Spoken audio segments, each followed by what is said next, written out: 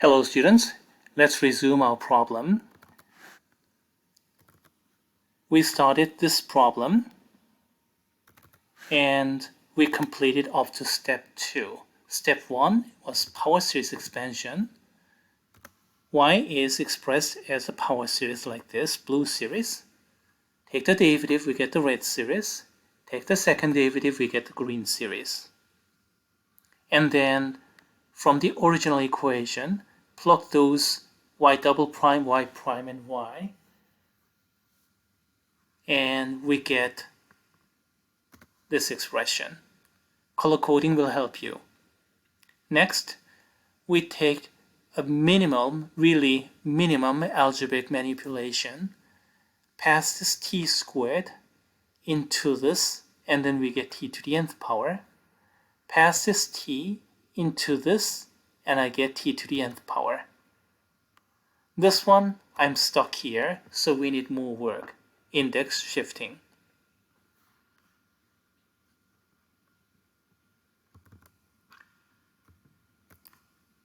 The first series, now highlighted in brown, we apply index shifting, replacing n by n plus 2. If you do that to all 1, 2, 3, 4, 5 n values, then you're going to get, in the end, t to the n plus 2 minus 2, so t to the nth power as desired, and the rest of the expression changed accordingly. Now, second and third series, they require just a little bit of adjustment as well, and that's really easy because all you need to do is make them start from 0. And if you didn't want to do it later here, you could have done it beforehand. You could have made this one start from 0 and make this one start from 0 to begin with. Then no problem. I take it back. In that case, that's going to have a bit of a problem here in this brown series. So, okay.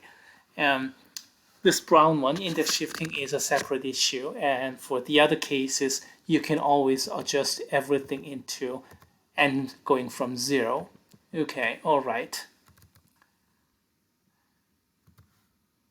Okay, let's resume from here. Now, let us put everything into a single series. And here we go. Oh, wait a minute. This is just repetition of the previous explanation here. So, okay, let's begin from here. And let's take all those and consolidate into a single series. Here, the summation. And then brown coefficient, green coefficient, red coefficient, and blue coefficient. And then t to the nth power, we can factor those out. And right-hand side is equal to 0. Left-hand side is a function of t. We have to have an expression that is completely irrelevant of t. How do we get that? Every single coefficient has to be 0. And what do we get? We end up with this recursive relationship. As a matter of fact, from the previous expression here, after index shifting, most students will jump right over to this. But why did I take this intermediate step? Just to give you why this generates that. Let me explain briefly here. This is where we had in step 2. And then if we factor t to the nth power out, and then the coefficient becomes brown plus green plus red plus blue like that. And this, everything here, all the coefficients have to be 0 in order to have constantly 0. Otherwise, I'm not going to get constantly 0 function in the right-hand side. That generates this equation, and that gives you a relationship between c of n plus 2 and cn. We can solve for cn algebraically from here. It's not too difficult to do that. Just a bit of an algebraic manipulation, getting all those together into cn, and we get the second expression there.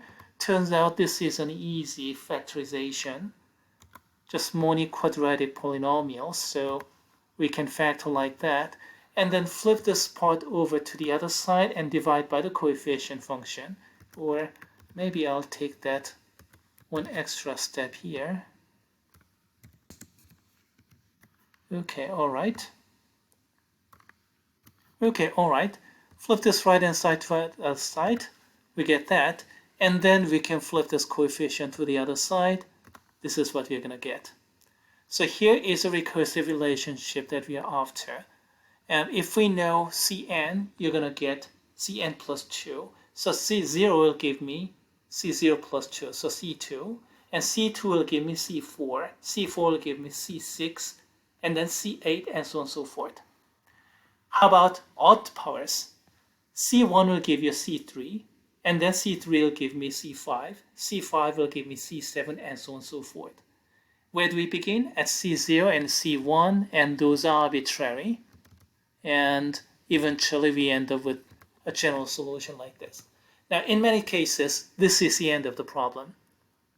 As a matter of fact, in most cases, this is going to be the end of the problem, because most of the time, it is impossible to find out the general form.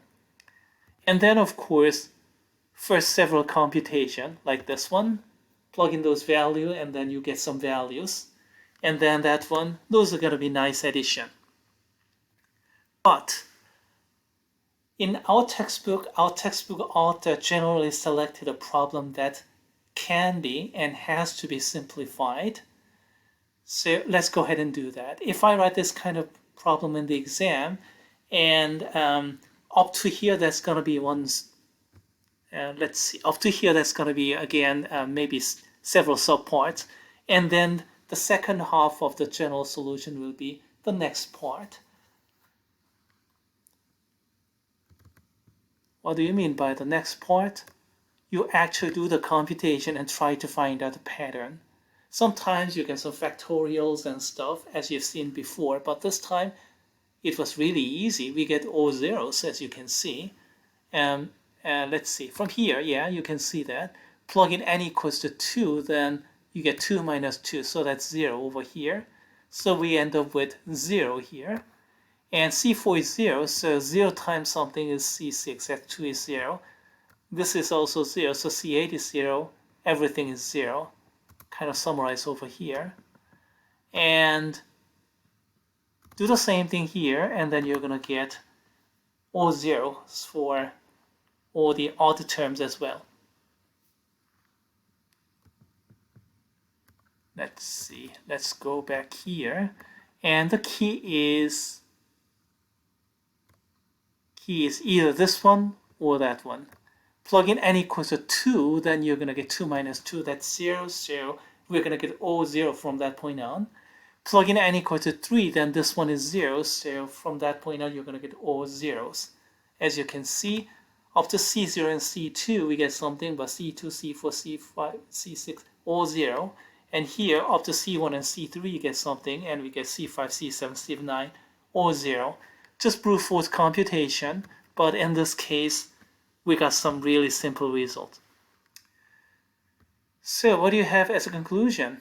Well, the blue part will give you a power series for all the even powers, and red part will give you a power series for all the odd powers. But then again, they're terminating because we have all zeros down here, all zeros over here.